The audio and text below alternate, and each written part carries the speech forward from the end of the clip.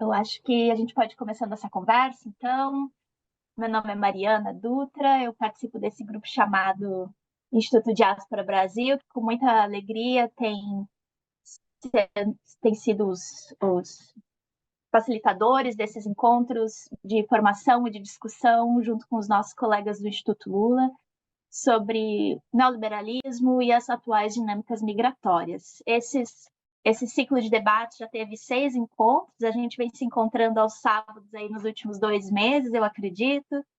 Tivemos professores de várias universidades, pesquisadoras de várias universidades do Brasil, de fora do Brasil, discutimos o tema do transnacionalismo, as aplicações para políticas públicas, a circulação de inteligência, de pesquisadores, discutimos as políticas públicas do Brasil para os emigrados, comparamos elas com outras possibilidades e desenhos institucionais que outros países têm experimentado.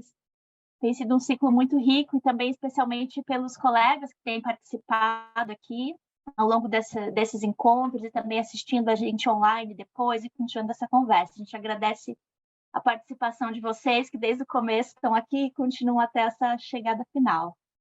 Acho que é só bom lembrar que essa conversa está sendo gravada e depois vai ser publicada na internet, no canal do YouTube do Instituto Lula. A gente pede para todo mundo deixar o microfone fechado, mas depois no final a gente vai ter um momento de perguntas e respostas, onde vocês são convidados a abrir o microfone e a participar. Eu não sei se o meu colega Álvaro e o Luiz querem dar uma saudação pelas instituições que eles representam, e depois eu apresento um pouco o professor Márcio e a gente começa a conversa. Então, Álvaro? Eu queria só rapidamente agradecer ah, ao professor Postman e o professor Luiz Vitagliano pela parceria com o Instituto Lula. Tem sido muito importante, tem sido um ciclo de palestras que ajuda muito a gente a pensar a questão da migração um pouco diferente.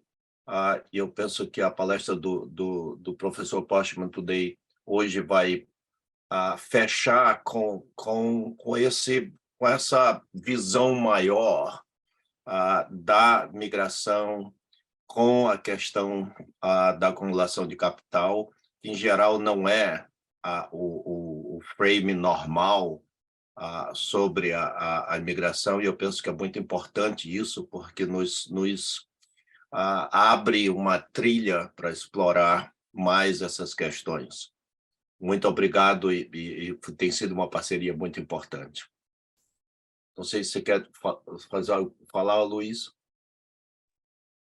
Eu também queria agradecer essa parceria, e, antes de mais nada, né, hoje os protagonistas dessa parceria estão aqui presentes, o Álvaro e o Postman. Eu e a Mariana, né, temos apoio a essa iniciativa, né, dizer que foi um ciclo bastante robusto em termos de aprendizado, em termos de intercâmbio, e que provavelmente vai ser aí uma porta de entrada para muitas questões a respeito da imigração, da circulação de pessoas, do trabalho internacional, que a gente tem aprendido muito com isso, e que é uma satisfação ver o papel do Instituto sendo exercido nesses processos de aprendizagem de seminário. Obrigado a Mariana, Álvaro, agradecer também ao professor Márcio Postman, e dizer que nós temos aí bastante trabalho para a continuidade desse debate e dessas políticas. É o começo de uma conversa, né? A gente tem sentido isso aqui nos encontros depois e está nos animando muito de ver uma possível rede, né, de pesquisa e de troca surgindo através desses encontros. É muito satisfatório. Então, para quem não conhece, o professor Postman é economista, atualmente professor da Unicamp, atualmente também presidente do Instituto Lula. Estava dando uma olhada no currículo, fazer um resumo foi difícil. O professor Márcio tem uma carreira intensa e muito produtiva, muito engajada. tem os temas de pesquisa, né? Desenvolvimento, políticas públicas, relações de trabalho. Na sua trajetória profissional, já coordenou inúmeros programas, secretarias, foi presidente do IPEA, é autor de mais de 60 livros e o mais recente, se não me engano, é o Neocolonialismo à Espreita. Então, com essa breve introdução, eu convido o professor Márcio a começar essa conversa com a gente hoje. Obrigada por estar aqui, Márcio. Obrigado a você, Mariana, pelas boas-vindas, pela condução desse ciclo de debate, junto com o Luiz. De certa maneira, são dois sustentáculos desse esforço de aprendizagem, de estudo, de diálogo. Nesse sentido, foi fundamental essa aproximação entre o Instituto Lula e o Instituto Diáspora Brasil. Quero muito agradecer ao Álvaro pela disponibilidade, pela paciência que nos permitiu estarmos aqui. Concluindo o esforço, talvez eu fiquei pensando na possibilidade da gente ter até uma publicação a esse respeito, porque foi uma oportunidade de olhar a temática migratória com olhares um pouco distinto, digamos assim, da perspectiva tradicionalmente exposta e explorada. Eu também quero cumprimentar e agradecer pelo tempo de todos que estão nos acompanhando. Eu vou fazer aqui uma espécie de apresentação, uma fala introdutória a respeito de como eu quero tratar do problema colocado, né? Regime de acumulação e fluxos migratórios. Eu acho que até é uma exposição um pouco mais densa, então eu vou fazê-la talvez não tão longa, até porque talvez possamos ter alguma discussão ou mesmo consideração a respeito de algo que eu venha a trazer aqui, né? E, bom, a partir dessa breve apresentação que eu quero situar a temática migratória num contexto mais amplo, porque eu gostaria justamente de pensar o tema migratório diante de uma mudança de época que nós estaríamos vivendo nesse primeiro quarto do século XXI. Então, vou explorar um pouco essa perspectiva, mas para isso eu vou também abusar um pouco, recuperando a história, para ter uma espécie de um fio da meada que nos permitiria chegar até este momento, que eu qualifico como sendo um momento especial, diante de uma profunda mudança de época. Vou tentar explicar aqui quais seriam os elementos que justificariam o uso do conceito de mudança de época, não é? Sobre o qual o tema migratório faz parte. Muito bem, então, nessa parte mais introdutória, eu gostaria de dizer que os registros que há sobre a presença humana, especialmente o Homo sapiens, né, gira mais ou menos em torno de 300 mil anos. Ou seja, até onde alcança o conhecimento nos dias de hoje é que nós temos a presença humana nos últimos 300 mil anos e, por longo período, né, a presença humana no território se deu praticamente na forma de circulação, de movimentos de busca de lugares melhores, porque o centro da vida humana se resumia basicamente à sobrevivência, utilizando a coleta, não é, a caça, a pesca. Então, nós vivemos por um longo tempo essa trajetória que se identifica apenas a partir dos últimos 12 mil anos, né, quando, então, a presença humana passou a se fixar em determinados territórios do planeta, né? Quando autores identificam como sendo uma revolução agrária que vai permitir, portanto, a fixação do ser humano a determinadas localidades, especialmente na borda, na beira de rios, onde se localizava terras mais férteis que foram permitir a domesticação de plantas e, portanto, gerar alimentos, e também a domesticação de animais. Então, nós temos, há 12 mil anos, não é, a constituição de sociedades agrárias, sociedades que se fixam à terra, em determinadas localidades, e esta fixação vai ser permitida a partir de uma revolução do ponto de vista agrícola, agropecuário, né? Domesticação de plantas, domesticação de animais, e que, portanto, então, foi conformando uma realidade distinta daquela que predominou por longo período. Bem, esse período que se iniciou há 12 mil anos, né, que consagrou, digamos, sociedades de caráter agrário, que viviam vinculado mais à terra, né, somente vai se modificar nos últimos 300 anos, quando emerge uma era que muitos autores vão identificar como sendo a passagem da antiga era agrária para a era industrial, ou seja, quando ganha dimensão e passa a se tornar cada vez mais dominante entre o ser humano a vida em cidades. Portanto, um movimento de urbanização, e esta urbanização, de maneira geral, está vinculada, na verdade, à indústria, à revolução industrial, à industrialização. Né? Então, podemos dizer que, a partir da segunda metade do século XVIII, a partir de 1750, para apenas um parâmetro histórico, né, nós temos a constituição de sociedades que não apenas permanecem em determinados locais, mas esses locais não são mais os agrários e passam a ser predominantemente urbano, um modo de vida em cidade.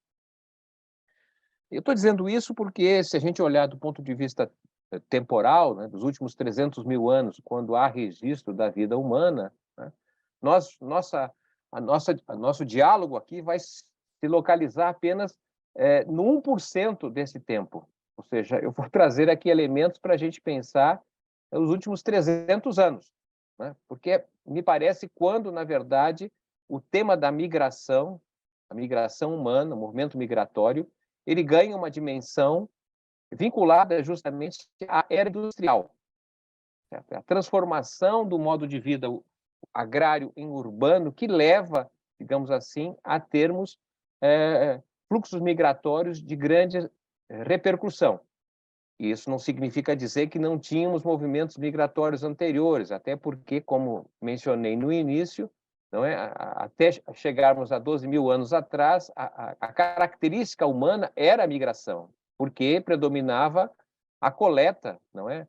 A pesca, a caça, e isso significava o homem, a mulher, o ser humano em movimento no território permanente.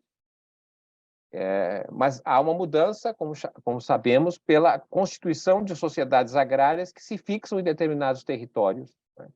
E a principal modificação, me parece, o que eu quero enfatizar do ponto de vista do movimento demográfico, está relacionado, portanto, ao que vai acontecer nos últimos 300 anos.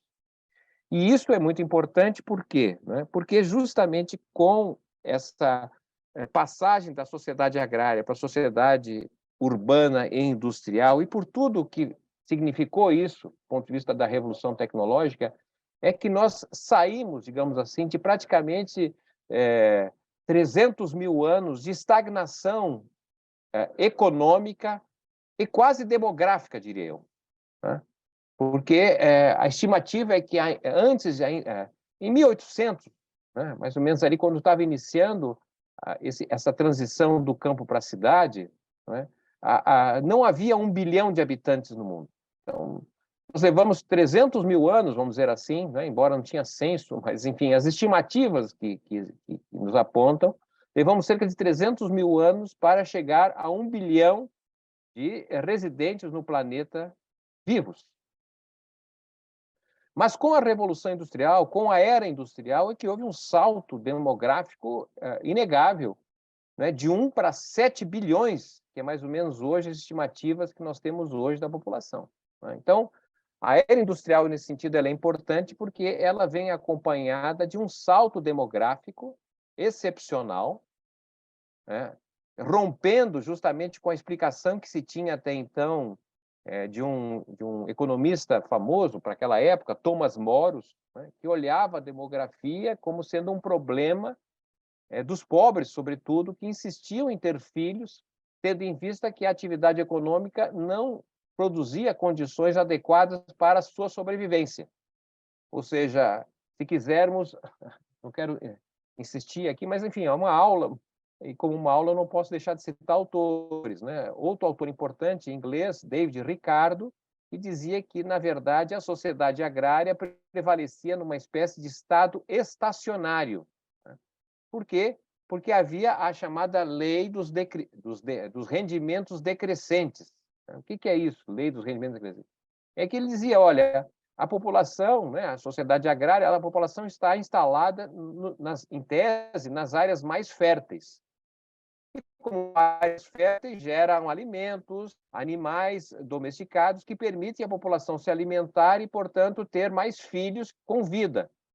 E, à medida que vai crescendo essa população, ela vai demandando mais alimentos. Só que a produtividade desse espaço dado, ele é limitado e, portanto, vai se ampliar a terra a ser produzida, se vai buscar mais terras.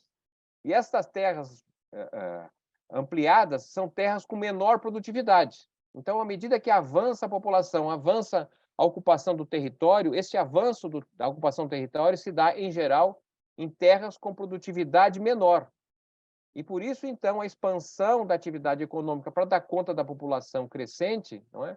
Ela vem acompanhado de rendimentos decrescentes. Então, isso, com rendimentos decrescentes, levaria a ter menos alimento por população e levaria, portanto, a um aumento do número de mortos. De tal forma que haveria, então, uma espécie de estado estacionário, porque a economia, assim como a população, aumentava em períodos de território fértil, mas tendia a decrescer à medida que aumentava o território a ser ocupado, porque a produtividade era decrescente.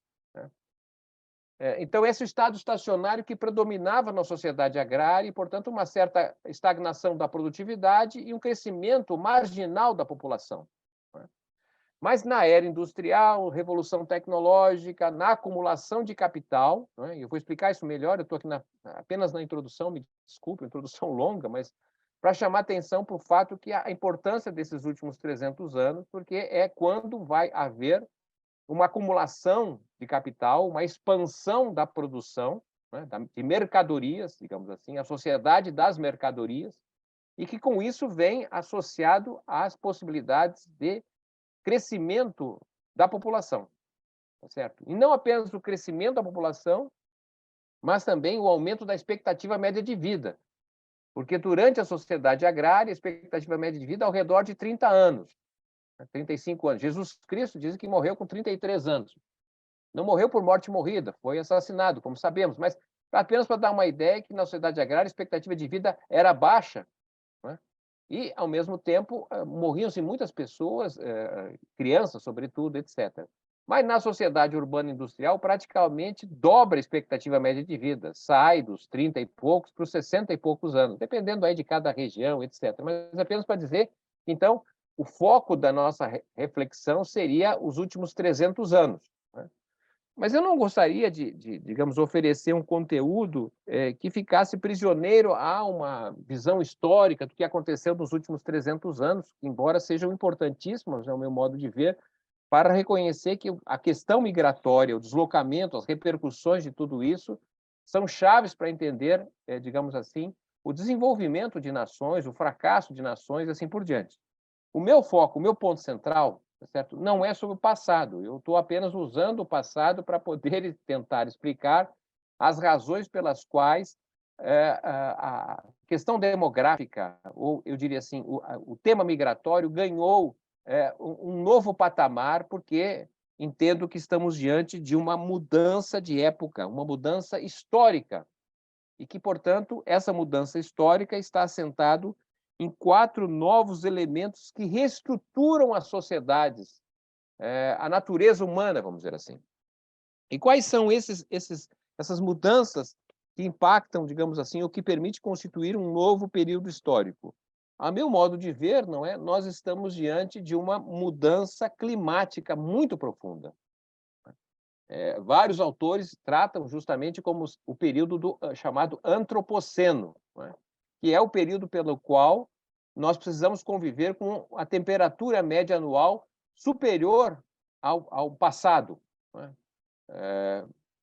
Os relatórios, né, do IPCC, essa instituição, digamos assim, faz levantamentos com estudiosos, cientistas sobre a questão climática, apontam que nós já estamos com uma temperatura acima de um ponto percentual e, portanto, é um momento de não retorno. Nós não vamos voltar à realidade pela qual a era industrial e, sobretudo, a era agrária existiram. Isso significa também reconhecer, não é, o fracasso da estratégia desenvolvida a partir das Nações Unidas desde os anos 80, não é, do chamado desenvolvimento sustentável, ou seja, que seria possível ter um desenvolvimento das forças produtivas compatível com a sustentabilidade ambiental.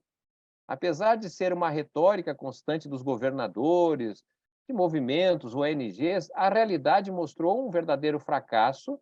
Não é? Até mesmo os encontros, essa última COP que ocorreu no final do ano passado, né, ela terminou sem nenhum resultado concreto, muita retórica, mas nada de mais concreto, vamos dizer assim. Então, esse novo regime climático, o antropoceno, ele nos impõe conviver com uma realidade pela qual nós não conhecíamos, pelo menos nos últimos 300 anos, que é justamente a presença de regiões que vão desaparecer do ponto de vista de estarem subterrâneas, né? Aqui no Brasil, uma parte de Copacabana vai desaparecer, né? Entre outras regiões do mundo, etc. Então, várias populações vão ser afetadas, já estão sendo afetadas apenas pelo degelo das calotas polares, pela elevação do nível do mar, né? Sem falar, evidentemente, das alterações do ponto de vista pluviométrico, de chuvas, secas, etc. Então, e, ao mesmo tempo, o degelo de determinadas regiões, como no caso da Rússia, não é? Da Europa Oriental, que, de certa maneira, vai ser favorecido nesse sentido, porque terras que estão congeladas há muito tempo poderão ser utilizadas do ponto de vista de sua fertilidade, canal de circulação pelo Mar do Norte, porque hoje ainda é muito difícil pela questão do degelo, etc. Então, tem aí repercussões que vão impactar, digamos assim, o modo de vida, já estão impactando, evidentemente. Então, eu só estou enunciando, eu não vou desenvolvê-lo, né? Mas esse é o primeiro ponto que me parece importante para a gente considerar a questão migratória para os próximos anos, certo? O segundo elemento, digamos assim, que aponta para essa ideia de mudança de época está associada a uma revolução informacional digital, né? Até se diz que estamos vivendo, então, agora não mais uma era industrial, mas uma era digital, a digitalização da economia, da sociedade, a datificação. Enfim, há uma literatura vasta para identificar essa sociedade que se constitui a partir dessa revolução informacional. Eu apenas quero frisá-la para diferenciar, pelo menos o meu modo de entendimento, que não se trata de uma revolução industrial. Não estamos... Do meu ponto de vista, é claro, eu sei que é controverso, mas no meu ponto de vista, não se trata da terceira revolução industrial, da quarta revolução industrial, etc., né? Porque, na verdade, a meu modo de ver, nós estamos ainda com uma base metal-mecânica, química, que são os componentes da segunda revolução industrial. Os principais produtos que nós utilizamos na nossa vida, bens de consumo durável, automóvel, geladeira, aviões, o que nós quisermos, são produtos da segunda revolução industrial, são produtos de mais de 100 anos de existência. Tá certo? É claro que eles se sofisticaram, se modificaram, mas hoje são, na verdade, produtos, mercadorias que dependem do computador, dependem dos chips, dos semiprocessadores. Certo? Então, hoje, nenhum avião, em geral, não levanta se não tiver um computador, ou vários computadores. Os automóveis têm computadores, né? Geladeira, computadores. Casas inteligentes com chip. Bom, então, o que eu quero chamar a atenção é que esta revolução informacional, ela não significa, na verdade, contenção do emprego, porque as teses dominantes, que partem justamente da ideia que há uma revolução industrial e, portanto, analisam como se fosse como havia sido a primeira, a segunda revolução, que foram justamente revoluções que contraíram pós-trabalho, né? Não acredito que nós estamos vivendo essa situação de contração do pós-trabalho, mas sim a mudança da natureza do trabalho, profunda natureza por conta da datificação, de tudo que representa a informatização, a digitalização. Não tenho tempo para tratar sobre isso, mas eu queria enunciar e terminar e passar para o próximo ponto, apenas chamando a atenção para o fato que, em 2019, eu sempre utilizo os dados da Federação Internacional de Robótica, que é basicamente uma instituição que acompanha a difusão do uso de robôs pelo mundo, a presença da inteligência artificial e assim por diante. E em 2019, estou pegando o ano de 2019 porque, como sabemos, 2020, 2021, pela pandemia, houve uma desorganização também das informações e dos dados. Mas em 2019, os países que mais utilizavam a inteligência artificial, a presença de robôs, estamos falando, então, de Singapura, Taiwan, Coreia do Sul, Alemanha, Estados Unidos, China, esses países que eram mais avançados no uso da inteligência artificial, da revolução tecnológica, etc., não eram países que tinham problema de desemprego. Obviamente que tinham desemprego, tinham problemas de mercado de trabalho, mas não havia, na verdade, uma destruição de empregos que apontava justamente para aquilo que é a literatura que diz que há uma destruição de empregos por conta da inovação tecnológica. Esses países citados são países que tinham, na verdade, quase o pleno emprego, uma taxa de emprego de 3% a 4% da força de trabalho. E se nós olharmos os países com maior taxa de desemprego, inclusive o Brasil, né, tinha 2 ou 3 vezes mais desemprego que esses países na média, são países que têm baixa inovação tecnológica, baixa internalização de inteligência artificial e etc. Então, apenas para a gente pensar sobre isso em algum momento, mas eu entendo que estamos diante de uma mudança substancial na sociedade, né, que altera a ideia de trabalhar somente fora de casa como sendo aquilo valorizado, ser a base da sindicalização, do direito trabalhista, não é? A revolução informacional muda a natureza do trabalho, hoje eu trabalho dentro de casa, tem questões muito interessantes, novas, não é? Mas fica para um outro momento. Quero avançar para o terceiro item, não é, do meu ponto central para justificar a mudança de época que está relacionada a um acontecimento dos mais importantes dos últimos 500 anos, que diz respeito ao deslocamento do centro dinâmico do mundo, do Ocidente para o Oriente. Certo? Esse é um ponto muito interessante, importantíssimo, a meu modo de ver, porque, basicamente, desde a montagem da sociedade agrária, há 12 mil anos atrás, não é? A Eurásia, por razões climáticas, por razões de território, tinha vantagens comparativas em relação, por exemplo, à América, né? Porque, bom, nem vou entrar no mérito aqui, mas, em todo caso, eu quero chamar a atenção que a Eurásia, especialmente o Império Hindu e o Império Chinês, eram localidades que tinham, digamos, a produção de mercadorias, a produção mais avançada até o século XV. E tanto assim que predominavam as chamadas rotas da seda, não é? Que era basicamente o comércio que alimentava regiões mais ricas do ponto de vista da produção para regiões atrasadas como era a Europa Ocidental. Não é? Mas lá em 1453, não é? A queda de Constantinopla, a tomada dos turcos, praticamente vai impedir o deslocamento das rotas comerciais pelo Mediterrâneo. E isso vai abrir um grande esforço, né, de inovação tecnológica, de conhecimento em torno das grandes navegações, né, e que vai levar alguns impérios, Portugal, né, Espanha e depois outros, a buscar pelo Oceano Atlântico, saindo do Mediterrâneo e avançando para o Ocidente, para chegar às Índias, e como sabemos, Vasco da Gama chega lá às Índias, tá certo? Indo pelo Oceano Atlântico. E isso abre a perspectiva, entre aspas, de se descobrir o continente americano para os europeus e ser a base, não é, da construção do sistema colonial europeu, né, que é fundamental, digamos, para colonizar não somente a América, mas integrar diferentes povos, né, que são 3 continentes que são integrados pelo sistema colonial, olhando a América, né? Não apenas indígenas e o território das Américas, mas, sobretudo, a presença de escravos africanos, né?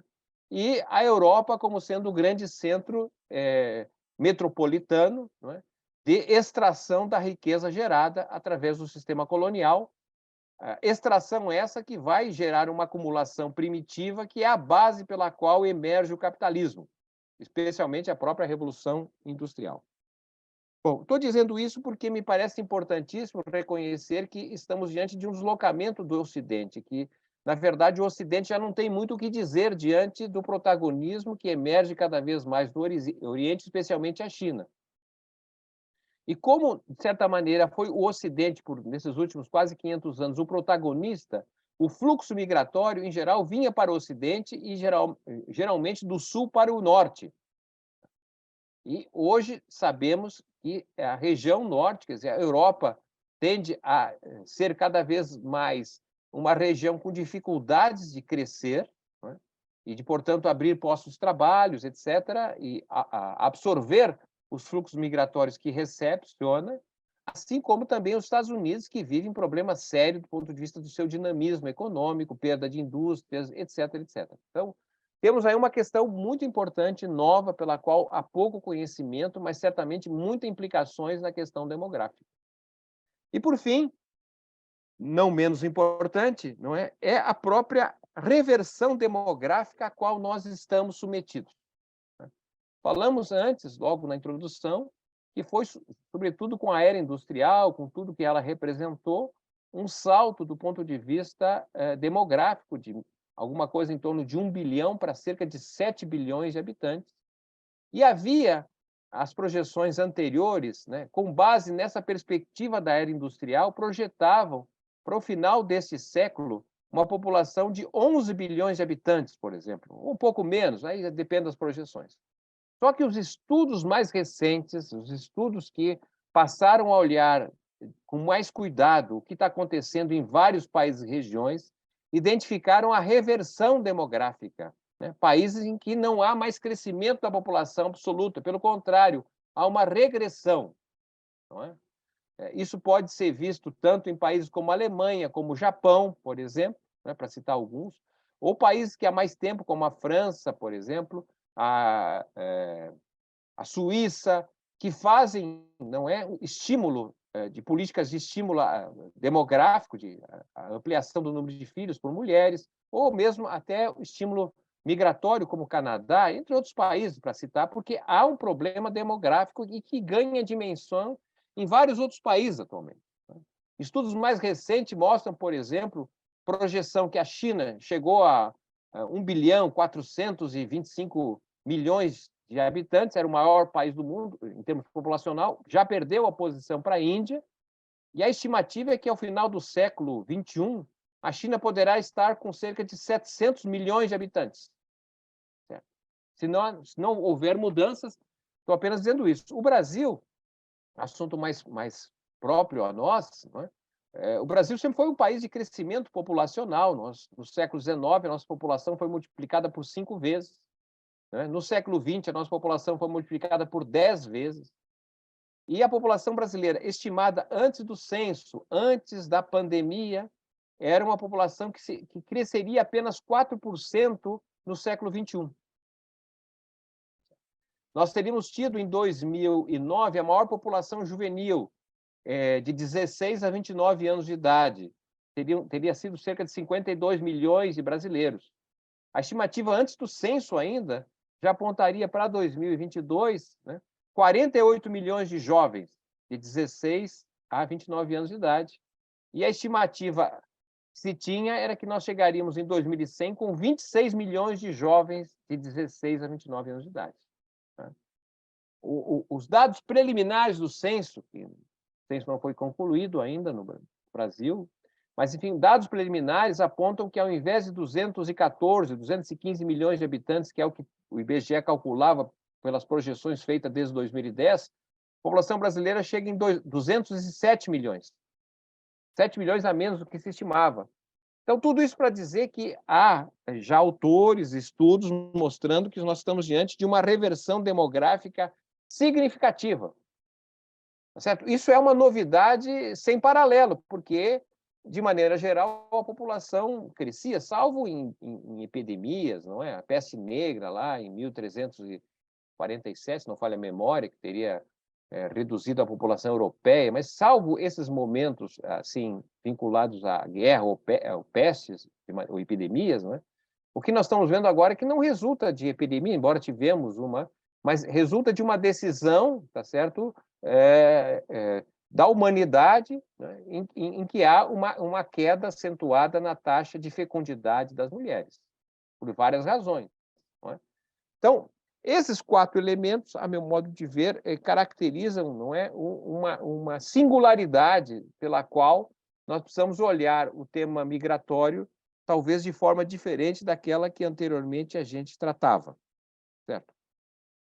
Bom, o que me parece interessante, sem querer abusar mais, porque eu acho que já falei, Mariana não me deu o cartão amarelo ainda, mas eu acho que eu já estou indo para o vermelho.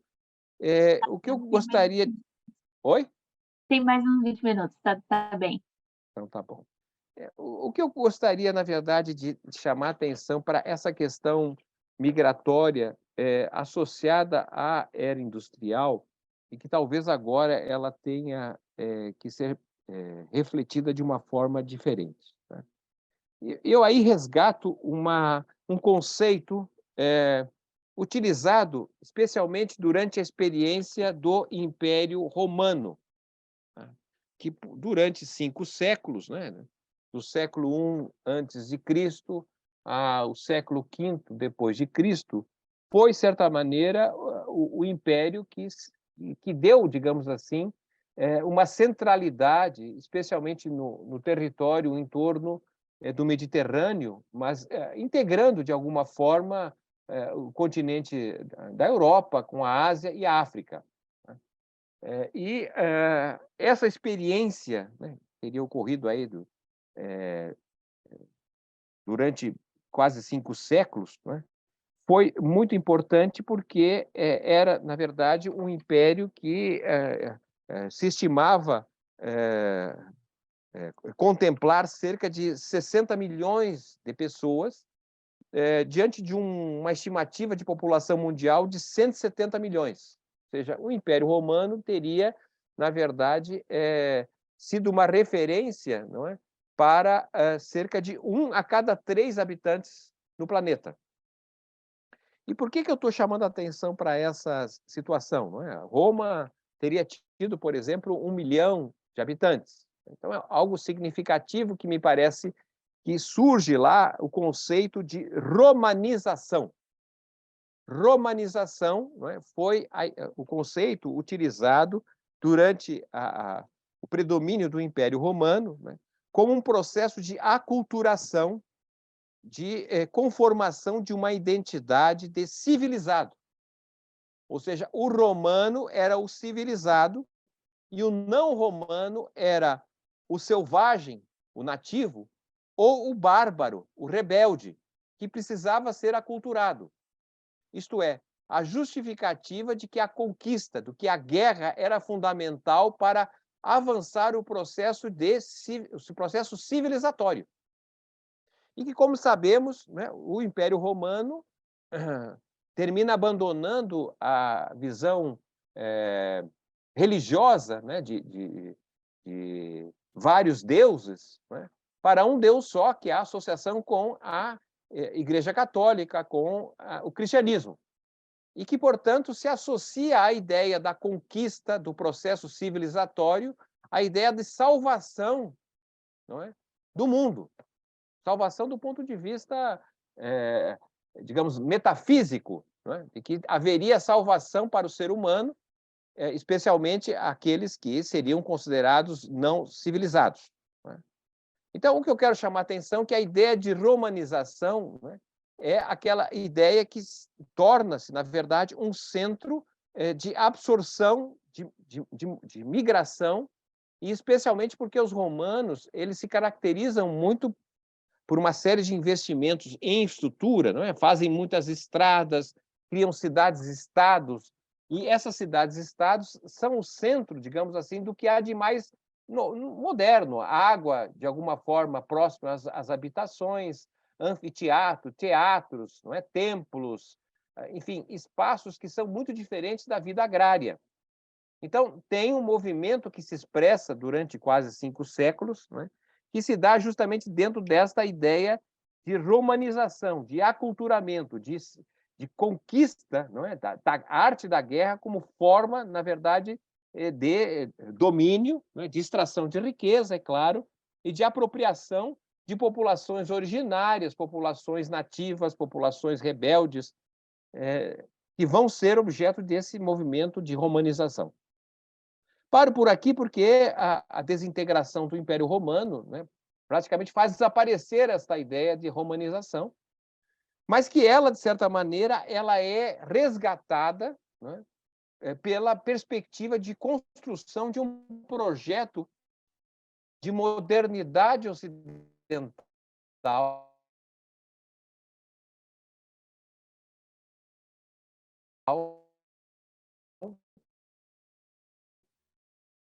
que vai se dar como justificativa para a Europa, a ideia do eurocentrismo, a Europa como sendo o mais civilizado, o moderno, enquanto que os demais povos, né, os incas aqui os astecas no continente americano, não é? Mas também os indígenas, não é? Em várias populações da África, da Ásia, né, vão ser considerados como inferiores, né? Ou seja, a Europa como uma raça superior, não é? A construção teórica, inclusive, do racismo, né? Da justificativa da superioridade do branco perante os outros, da superioridade masculina perante a mulher.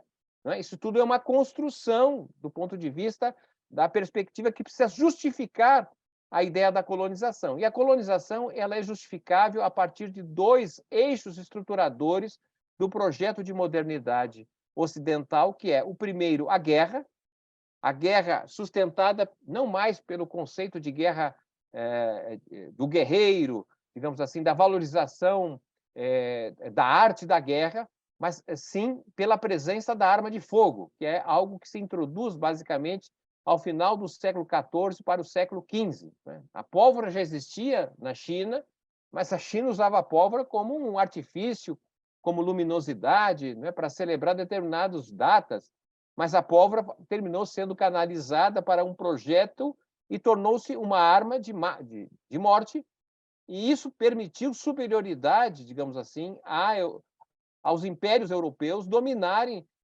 grande parte da população indígena, da população originária. Né? Os incas, por exemplo, aqui no nosso continente, tinham, na verdade, um espaço territorial que equivalia ao que o Império Romano havia tido na Europa Ocidental. Né? E era um povo especializado também na guerra, mas ele foi inferiorizado pelo fato de haver o canhão, a arma de fogo. Certo? Bem, então, tudo isso para dizer, portanto, que a experiência europeia, não é, que se inicia ali com as grandes navegações, com o movimento de colonização, e ganha um grande impulso com o iluminismo, com a ideia da racionalidade humana, não é? Vai justificar, digamos assim, e recuperar a ideia da romanização.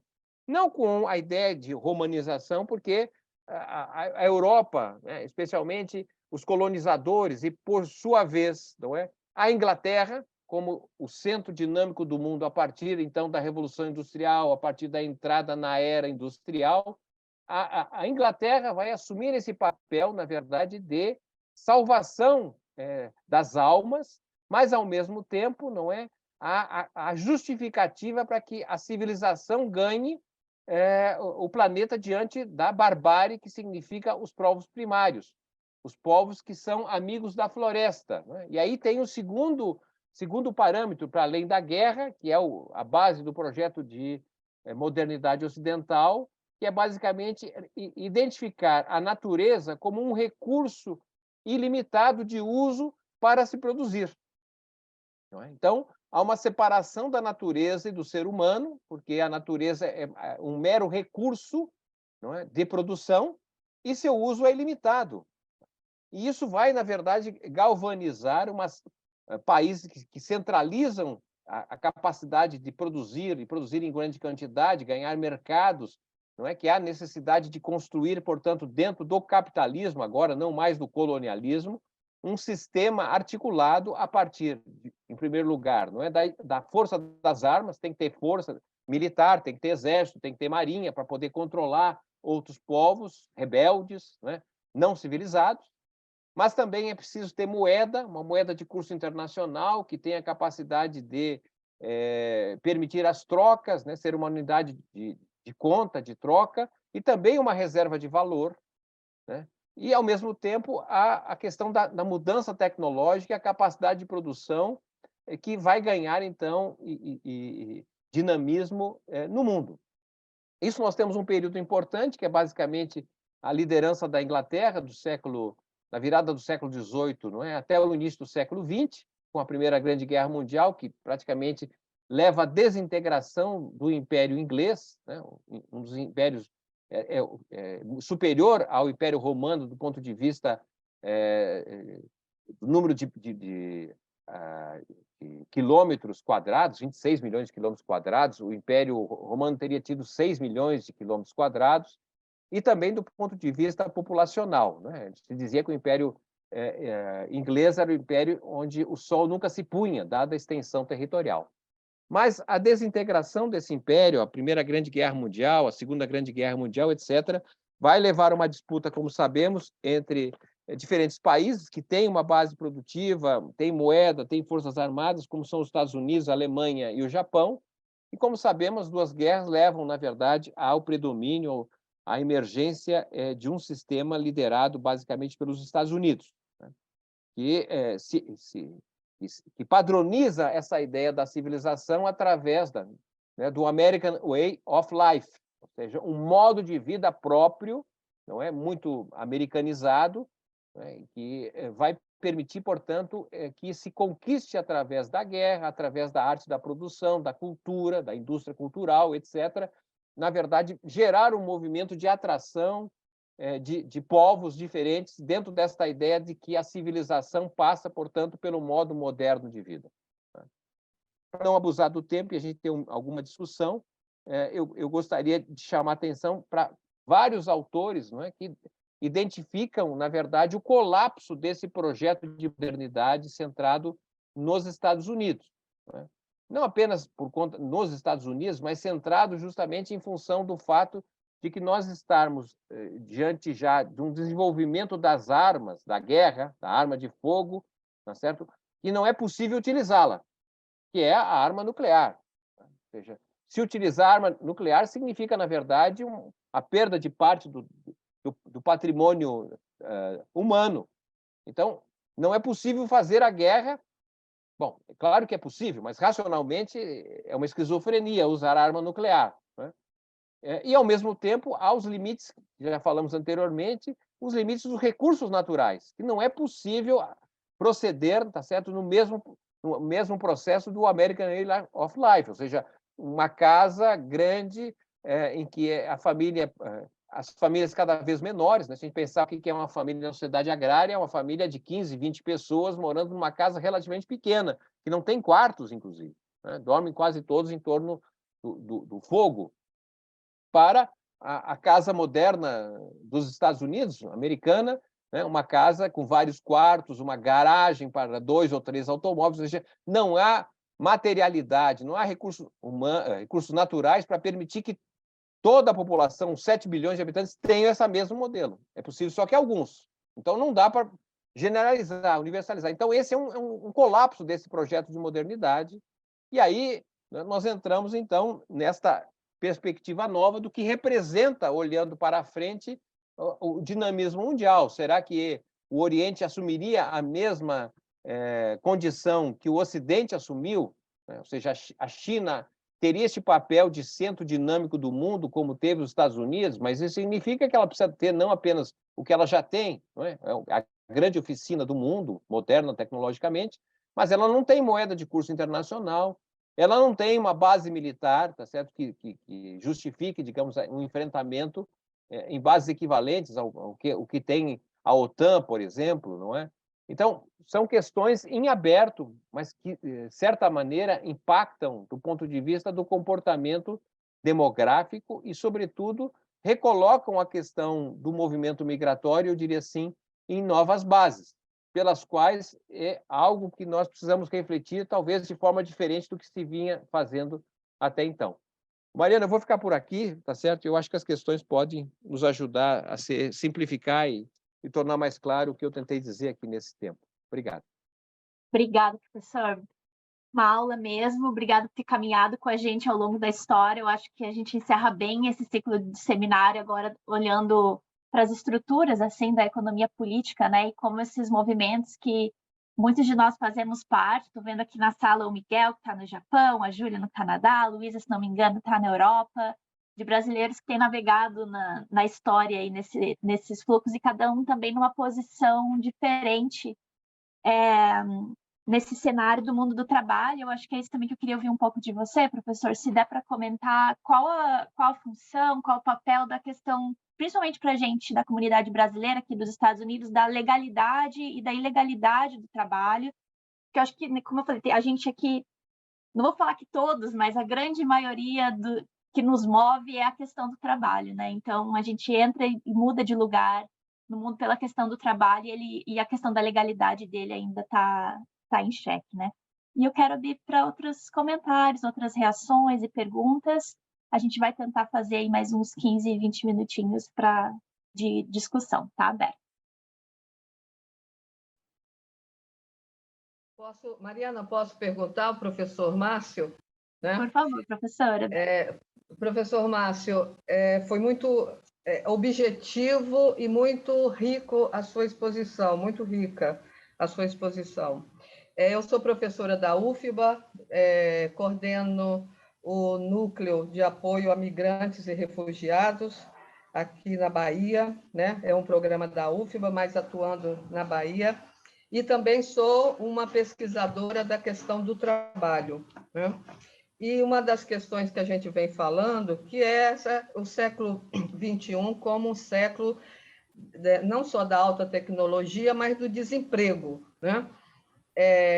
E também o desemprego acaba promovendo, impulsionando uma mobilidade humana bem maior, né?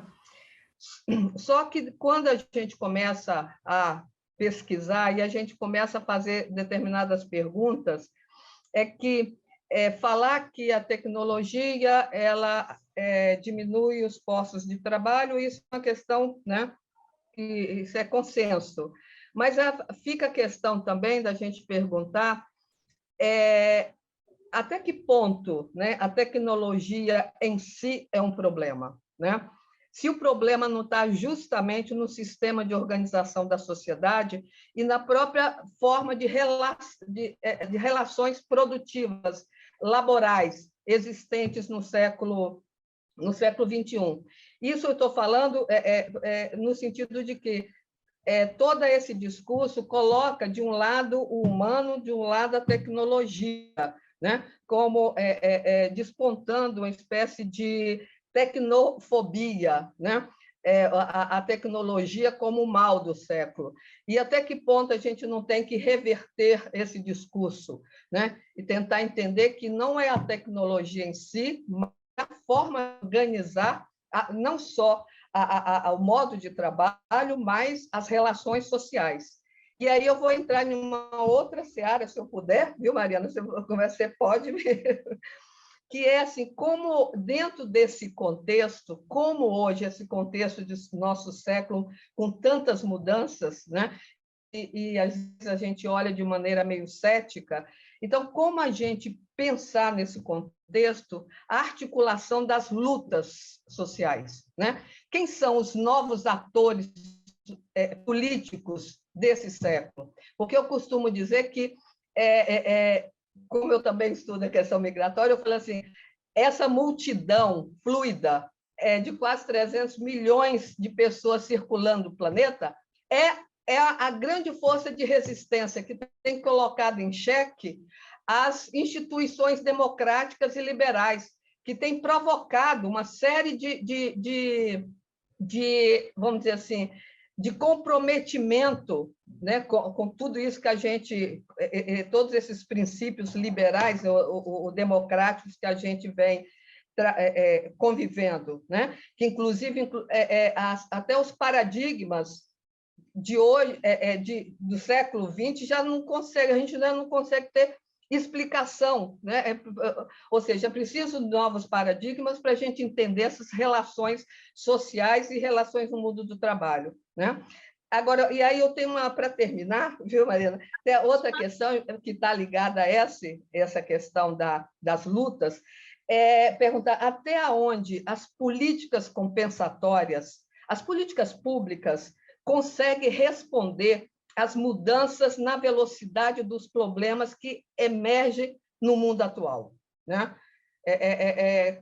Até onde essas políticas públicas elas conseguem, ou seja, políticas de distribuição de renda, enfim, né? Até onde elas estão conseguindo, né, promover, né, não é solucionar problemas, né, porque os problemas vão estar aí, mas ser compensatórias, de fato. Então, essas as questões que eu coloco, tá? Obrigada, professora. Vou passar o microfone para a Júlia, depois o Miguel. E aí, na fala do Miguel, a gente encerra. Desculpa. Na fala do Miguel, a gente encerra. Tá ótimo. Obrigada, Mariana. Obrigada, professor Portman, pela aula. Olha, assim, muito... Nossa, muito enriquecedor e acho que coloca a gente numa perspectiva, assim, né? De fato, quando a gente olha para essa escala histórica, assim, né? É muito... Isso aí, às vezes a gente perde de vista nos nossos problemas aqui. Parece que o mundo né? Isso que a gente está vivendo. É importante também não perder essa perspectiva. E aí, eu gostaria de voltar um pouco na questão da internacionalização da ciência e tecnologia, que no segundo ponto, o professor, você falou um pouco dessa questão do Brasil ser muito pouco internacionalizado, né, na ciência e tecnologia.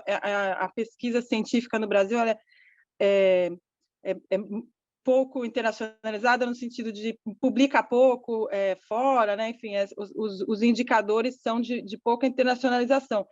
E aí, eu, como milhares de brasileiros também, fui do Ciências Sem Fronteiras, né, que foi um programa importante justamente para incentivar a internacionalização da ciência e tecnologia.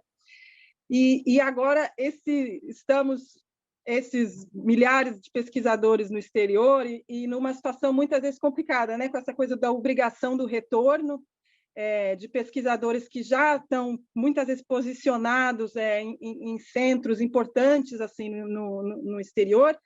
E como a professora Mariângela, né, se não me engano, que falou antes de mim, as condições de trabalho mudaram muito, isso ficou evidente nos últimos anos, né? Então, assim, a possibilidade, eu acho, de colaboração de quem está no exterior, essa mudança, né, e as novas possibilidades que isso oferece para a internacionalização da ciência e tecnologia no Brasil, eu acho que elas não são, assim, são muito importantes.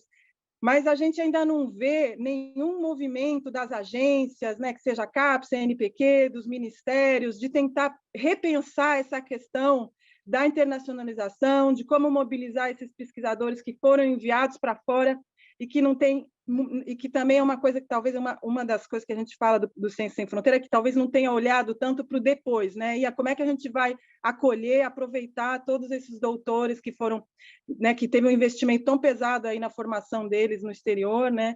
Então, como é que a gente vai aproveitar? Enfim, então eu gostaria de ouvir um pouco nessa questão assim da internacionalização da ciência e tecnologia, como é que a gente pode pensar isso, repensar isso, né, frente a essas novas possibilidades aí de trabalho. Muito obrigada pela aula, professor. Miguel, e aí, depois da Luísa, a gente devolve para o professor. Ok. Bom, eu agradeço pela exposição, fico muito feliz em ter acompanhado a maior parte desse seminário. Eu procurarei ser muito objetivo na minha pergunta. Eu moro há mais de 30 anos no exterior e fui um espectador bastante ativo no sentido de acompanhar o aumento das comunidades brasileiras no exterior, um declínio no final de 2008, 2009, mesmo com o Lehman Shocks, onde ocorria situações até diferentes, mas um crescimento das comunidades brasileiras no exterior.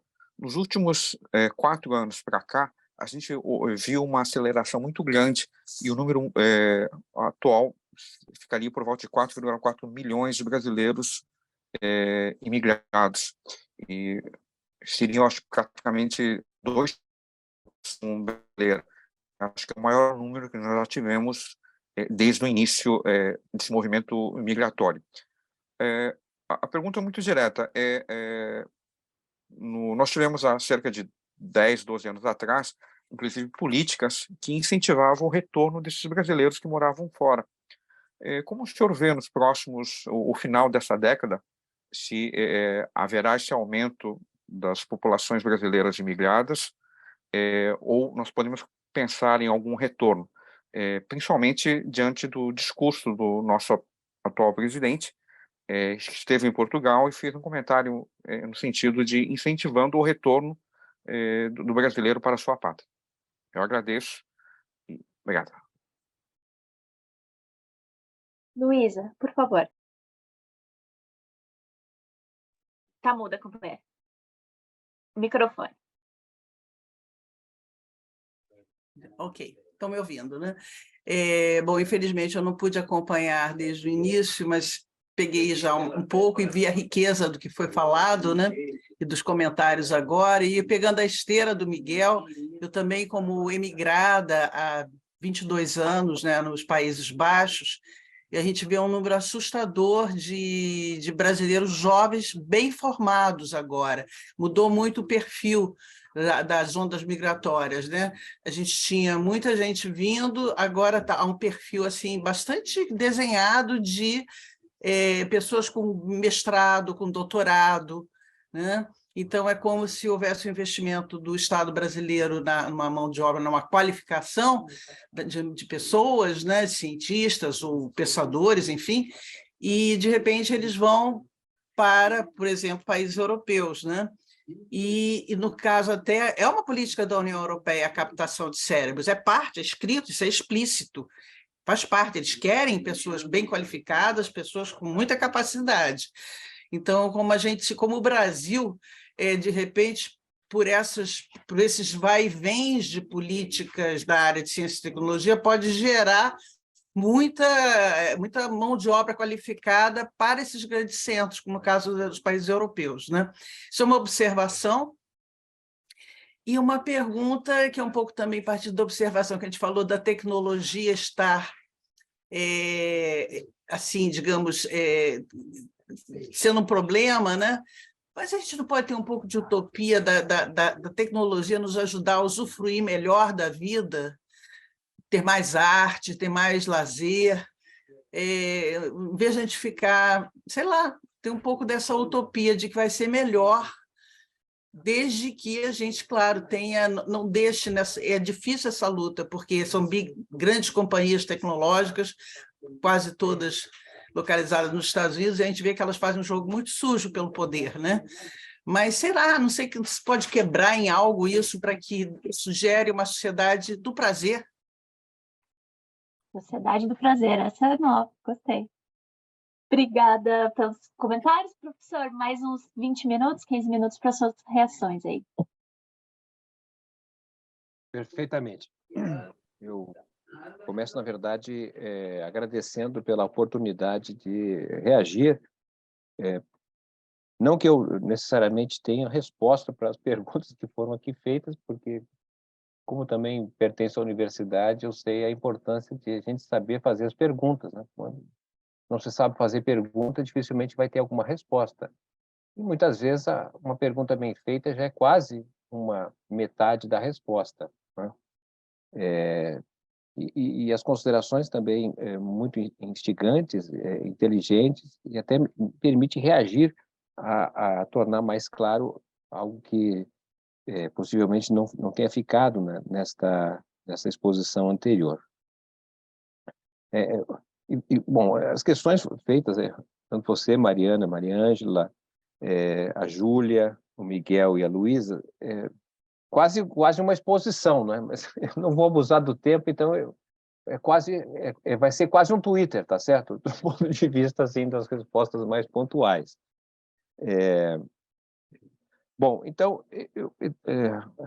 tanto a Mariângela quanto a Luísa levantaram o tema da tecnologia como sendo algo anti-trabalho, vamos dizer assim, anti-emprego, que tem uma visão negativa que está sendo construída sobre ela.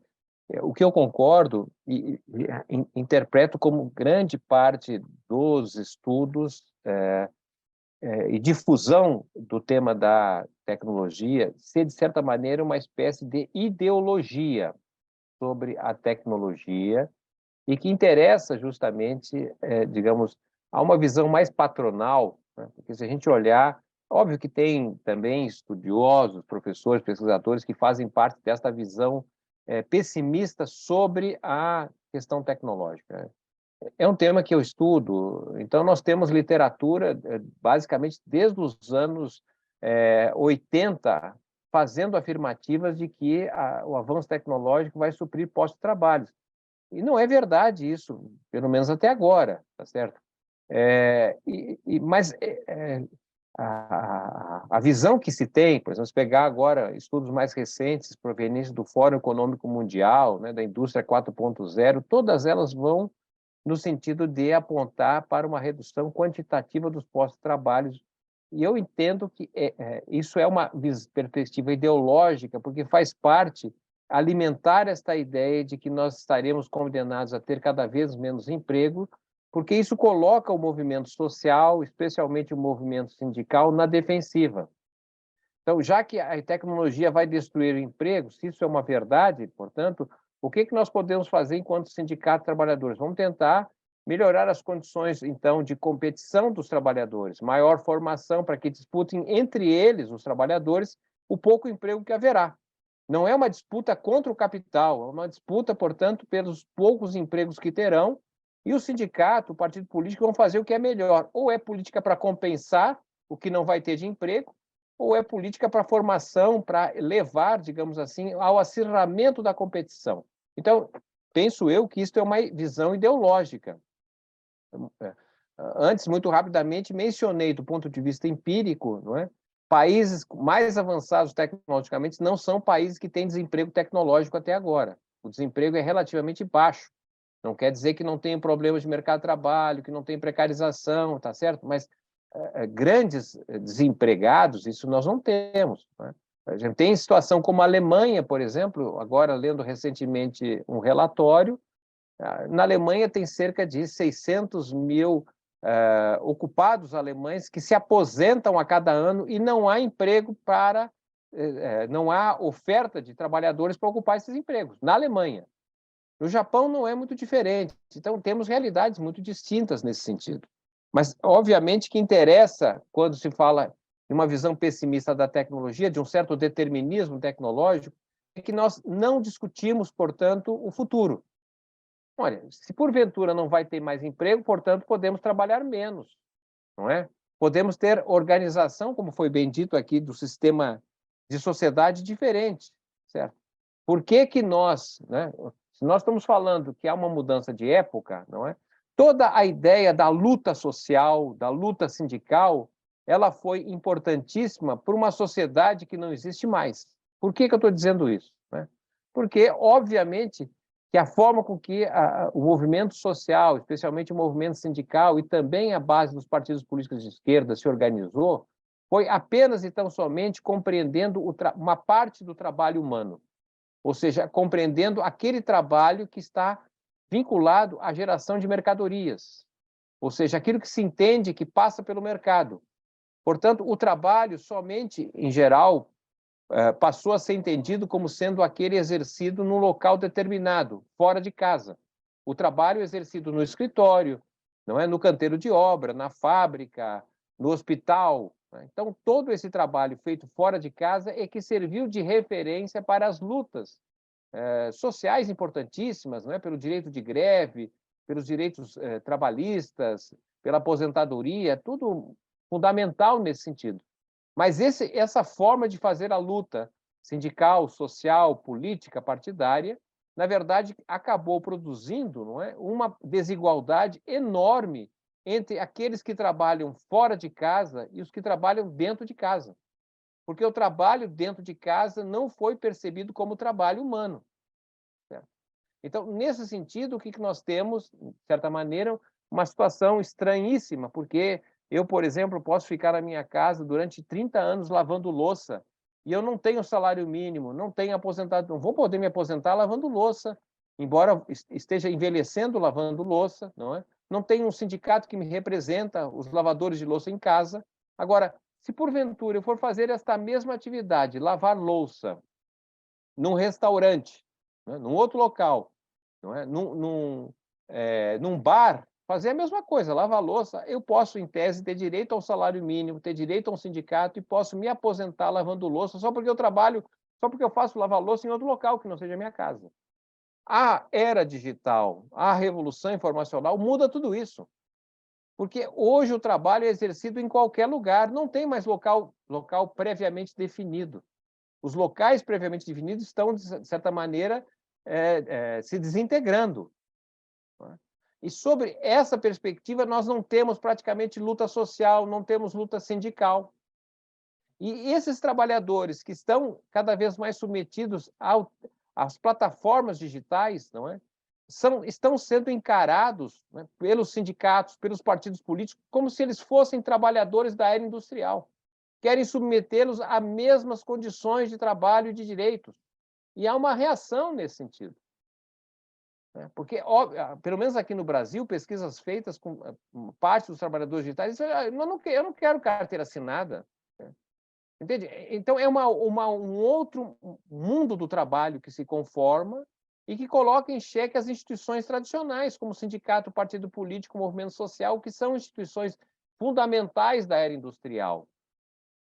São instituições hierárquicas, por exemplo, tem uma direção hierárquica, tem uma forma de atuar. Quando a gente compara, aqui um parêntese, por exemplo, as instituições que mais crescem no Brasil são instituições vinculadas ao crime organizado e às igrejas. E eles operam de forma completamente diferente do sindicato, do partido político, da associação de moradores, da associação estudantil. Não há hierarquia nesse sentido, há uma certa horizontalização. O modo de fala não é, digamos assim, iluminista.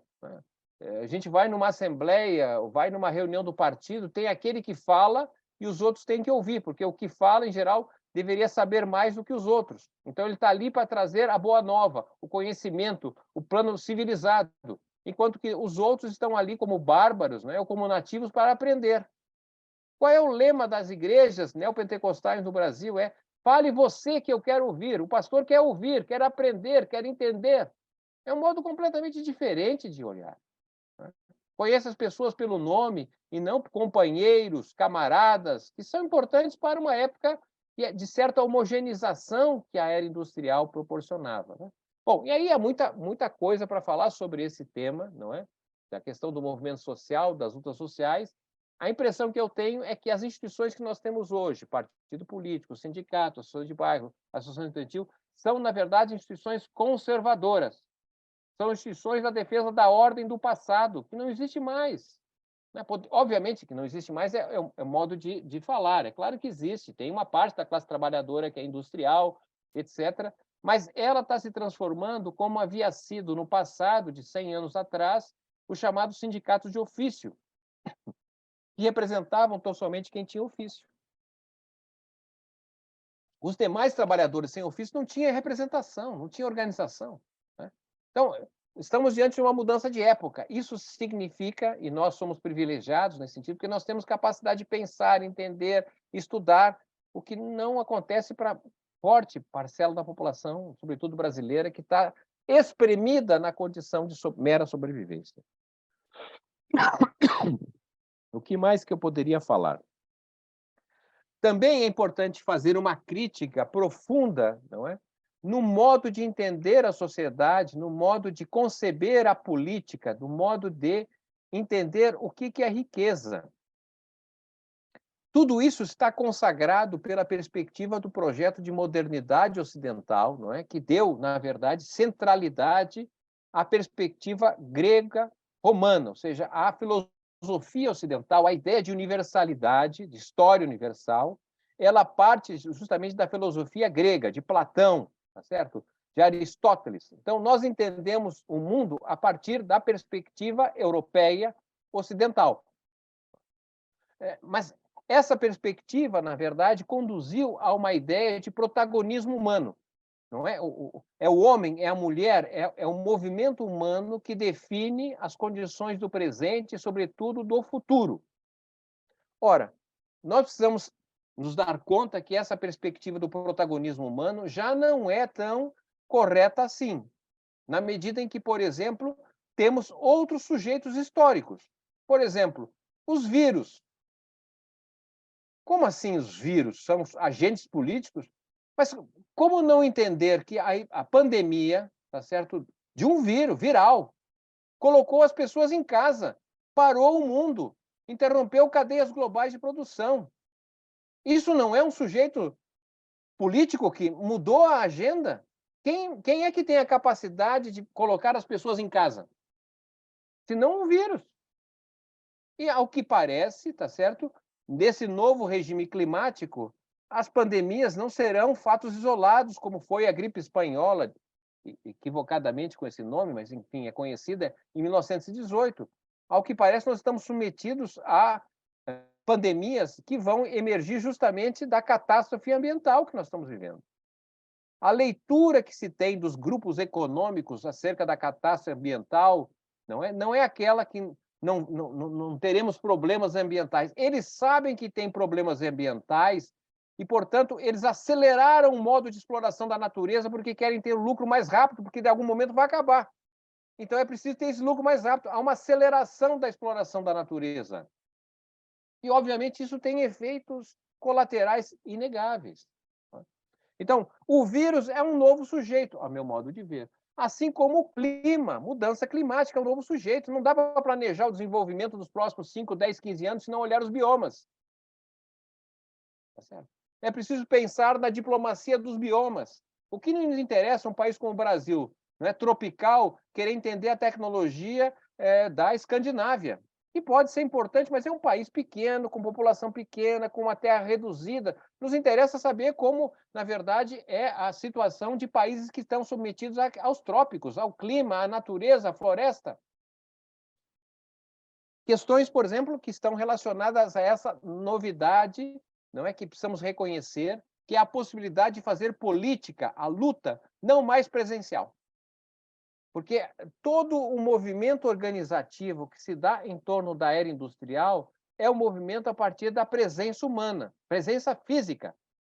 Ora, na era digital, o que nós estamos vendo é que nós estamos usando roupas, cada vez mais, agora vai ser um óculos, vai ser a luva, que vai nos permitir fazer política, fazer, não somente a política, mas, enfim, a convivência humana cada vez mais distante, semipresencial. Então, é uma outra forma de fazer política. Aqui no Brasil, as eleições tiveram grandes implicações, pela presença das redes sociais. Teve, aqui no Brasil, vocês devem saber, deputados, senadores que foram eleitos, inclusive, nem moravam no Brasil. O que se dizia no passado, que o político tem que ir lá cumprimentar as pessoas, olhar olho no olho, isso aí é da era industrial, nós estamos numa outra perspectiva. Certo? Então, há novos sujeitos, e isso muda, na verdade, a natureza de se entender a questão da sociabilidade, da sociedade. Não é? Bom, por fim, eu acho que já passei meu tempo de novo aqui, não quero abusar, mas apenas para tentar levantar aspectos que estão relacionados à preocupação que foi apontado por vocês em termos do fato de nós, que fomos sempre um país que absorvia a população, nós passamos a ser um país agora que expulsa pelo menos uma parte. A gente continua recebendo populações, é claro, mas uma parte nós estamos expulsando. Né? E qual é, digamos assim, a minha questão? Né? A questão é que nós temos estratégias que foram adotadas, não é? No caso brasileiro e chinês, ou se quisermos indiano, mas aqui também para não abusar do tempo, que são situações que revelam, na verdade, resultados muito díspares. Não é? A China, como sabemos, é um país que expulsou e que levou muitos chineses a saírem daquele país. E, na verdade, eles montaram uma estratégia de desenvolvimento, mais recentemente, em que abre espaço para que aqueles que tiveram conhecimento e oportunidade empregar no seu próprio país. né? A nossa estratégia foi um pouco diferente, tá certo? Nós éramos um país que tinha uma base produtiva industrial, não é? Que necessitava crescentemente mão de obra cada vez mais qualificada. Eu vou lembrar aqui, ao final dos anos de 1970, por exemplo, não é? O Brasil estava colocando uma perna na era digital, né? Nós tínhamos feito um acordo com o Japão, isso ainda no governo Geisel, um acordo com o Japão para ter acesso à microeletrônica, por exemplo, né? Estávamos montando aqui onde eu moro, na região de Campinas, uma espécie de Vale do Silício, que equivalia ao que era o Vale do Silício daquela época, não é? Com a montagem, por exemplo, de laboratórios de pesquisas, né? O Centro de Tecnologia de Informação, criado em 82, por exemplo, o Centro de Produção da Telebrás, né? Joint Ventures. Nós tínhamos aqui as melhores centrais telefônicas daquela época do mundo, éramos exportadores desses produtos, né? Havia financiamento, articulação com a universidade, nós criamos vários programas de formação de engenheiros em várias áreas, não é? Tínhamos a lei da informática, por exemplo, o Brasil produzia computadores, por exemplo, não é? E aí vem um movimento de fora para dentro, né? Mas também de dentro para fora, que passou a vender a ideia de que o que nós produzíamos, tá certo, eram produtos antiquados, atrasados, ou como teve um presidente dizendo que o Brasil produzia carroças. E houve, não é, o que está havendo hoje, não com o mesmo grau, não é, de violência com relação à Rússia, não é, mas houve uma ação enorme do governo Ronald Reagan, impondo supressões, por exemplo, à produção de computadores no Brasil, né? Nós tínhamos aqui a Scopus, tinha a Itaú Tech, tudo bem que grande parte do que produzíamos era importado, a gente montava. Mas os chineses, os japoneses, enfim, todos fizeram o mesmo movimento. Você vai copiando, vai montando até você passar a produzir internamente, né? Então, nós tivemos um tombo ali nos anos 80, a gente abandonou, houve a lei da informática, que desapareceu, etc. E o Brasil, que era o grande país de produção interna, passou a, na verdade, crescer cada vez mais importando, né? E para poder importar, o Brasil se especializou cada vez mais na produção de produtos primários, porque é a agropecuária, é a extrativismo mineral e vegetal que geram receitas que permitem o Brasil se contactar, não é, na importação de bens digitalizados. O Brasil não produz eles internamente, não é? Então, o que eu quero chamar a atenção é que há uma divisão internacional do trabalho e que faz com que países que produzem e geralmente exportam bens e serviços digitais são aqueles que geram os melhores empregos. Já os países que não produzem os bens e serviços digitais são, na maior parte, consumidores e, portanto, importadores, não têm condições de gerar emprego de qualidade.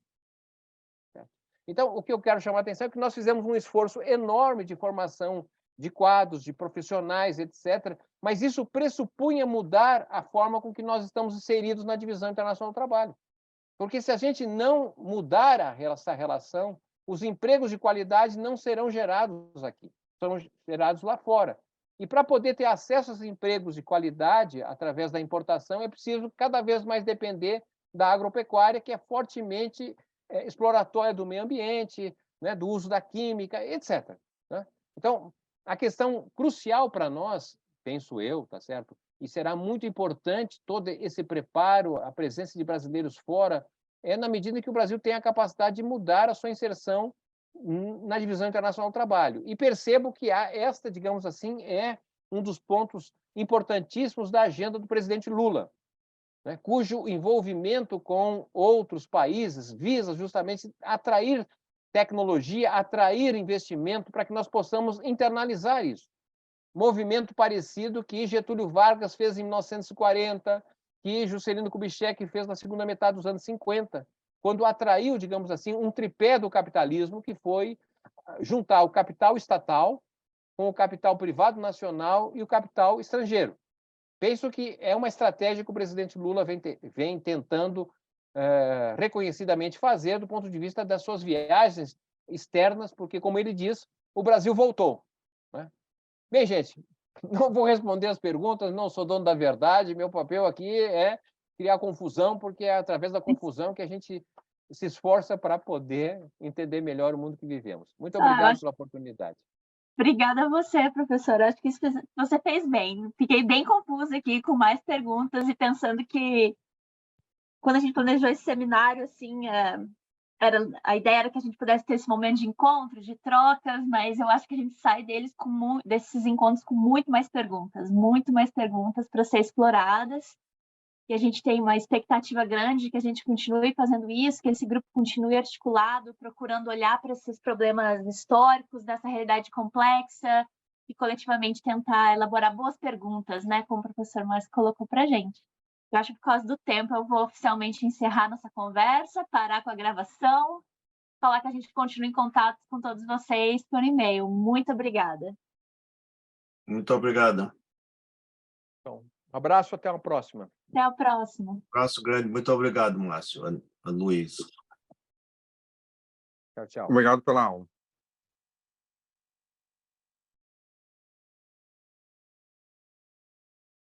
Inspirador. Não é?